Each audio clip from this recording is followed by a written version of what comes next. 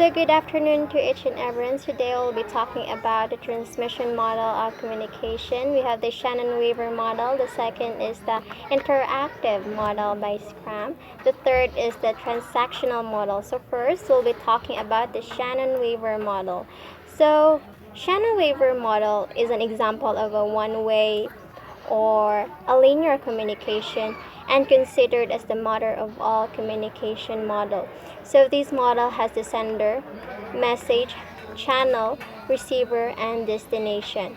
This model is a simply complicated communication, and later on we'll be talking about that.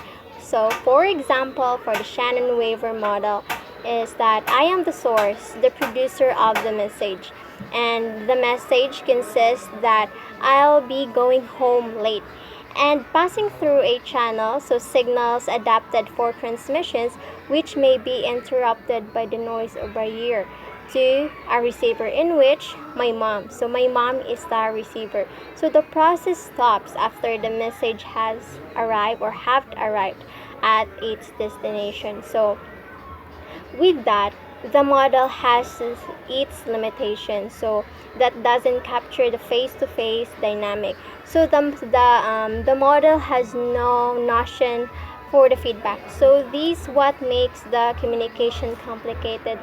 What is like what I am talking about early on. So this what makes the communication complicated, wherein feedback is not part of it.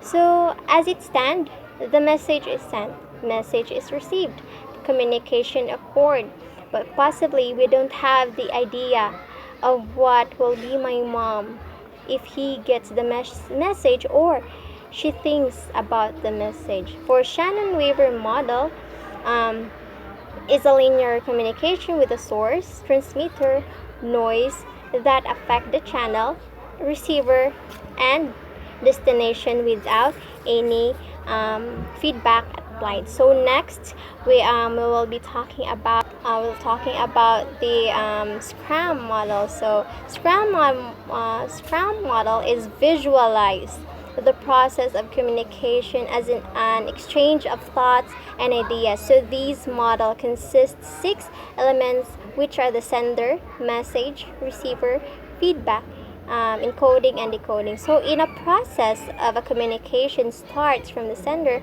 someone who initiates the communication and encodes the message. So in a format, so it transmits to the signal, and the signal will be received from the receiver. But in order to receive, it must be decoded. Whether the information is understood, then it makes to the receiver as what. So the sender needed a feedback. So as what is needed as the sender, I'll be needing a feedback. So whether a positive or negative feedback. So by the receiver, and send it back as a response to the sender. So the process goes on starting from the sender or the source who encodes the message, transmitted it into the receiver, which interprets and decodes a message and give a feedback, and to be sent back to the source, who in turn decodes and interprets the information sent.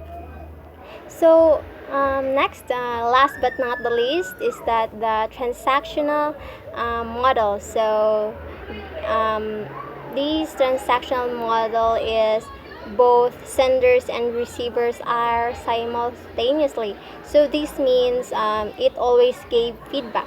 So it always send and receive message. So this communication brings context that shapes sending and receiving messages, in which both are actively participating, sharing, exchanging ideas. So this model deemed dynamic and progressive, and topic may be changed from time to time. So we're in a lot while going on, because you can read other people's gestures. So there is a feedback going on, You can hear their voice tone and read into what is happening. So in this way, communication is made more effective and complete. So that will be all. Thank you.